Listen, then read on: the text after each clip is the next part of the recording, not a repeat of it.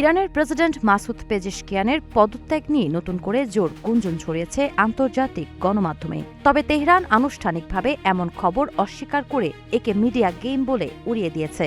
আদতে এর পেছনে সত্যতা কি তা নিয়ে ধোঁয়াশা থেকেই যায়।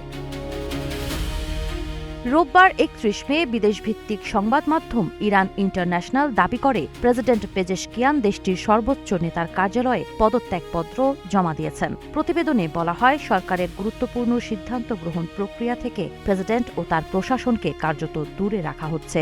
এই পরিস্থিতিতে রাষ্ট্র পরিচালনার নিয়ন্ত্রণ ধীরে ধীরে বিপ্লবী গার্ড আইআরজিসি এর কট্টরপন্থী অংশের হাতে চলে গেছে বলেও দাবি করা হয়। জীবন অবাক না করলে কে করবে? 28% মিল্ক ফ্যাটের অবাক করার সাথে ফ্রেশ মিল্ক পাউডার। জীবন অবাক করুক প্রতিদিন।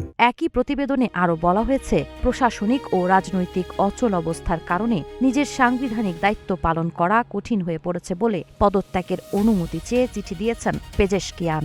যদি এ দাবি সত্য হয়, তবে তা ইরানের ক্ষমতার কেন্দ্রবিন্দুতে গভীর অভ্যন্তরীণ বিভেদের ইঙ্গিত দেবে।